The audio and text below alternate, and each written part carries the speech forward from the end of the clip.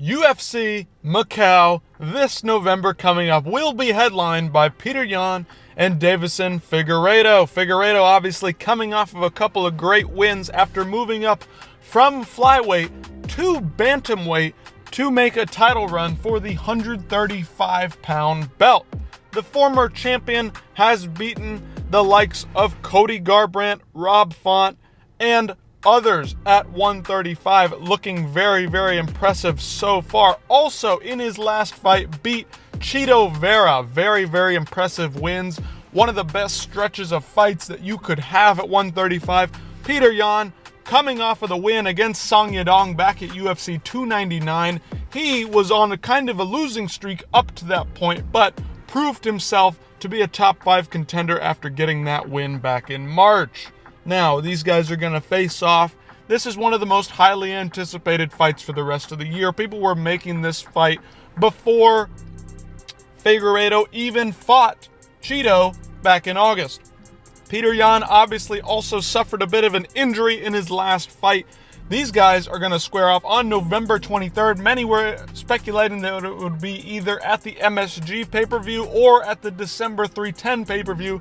But we know that they want to show out for this Macau crowd, and obviously this is the kind of main event that you need heading into a big fight night like that. Now, they also announced the rest of the card, or at least possibly the main card, which features Yan Xiaonan and Tabitha Ricci fighting.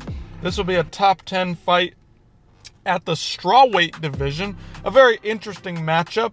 Yan Xiaonan trying to get back in the win column. Tabitha Ricci also trying to ascend up the ranks, get herself into that title picture. That one should be interesting. Both fairly well-rounded, not too dangerous on the side of Tabitha Ricci when it comes to punch power, but Yan Xiaonan can strike decently and with some power, so that one will be fun. Tabitha Ricci obviously probably has the advantage in the grappling.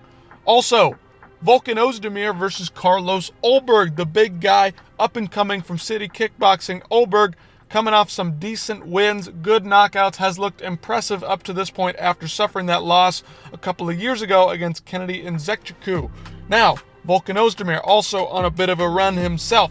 This is a big time fight to see who might be contending next for the number 1 contender spot. Whoever wins this might be taking on the winner or the loser of the Magomed Ankalaev fight and the Rakic fight. Obviously, this fight will be taking place just a couple of weeks after that.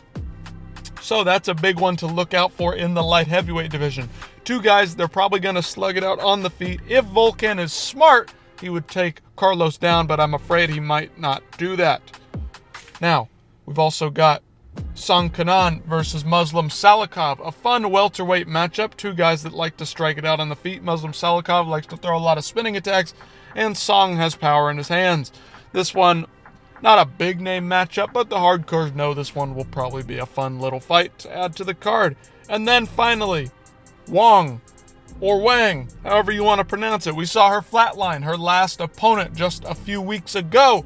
She is a highly anticipated fighter coming up in the flyweight division. A big girl with some good power at flyweight. That's exactly what we want to see.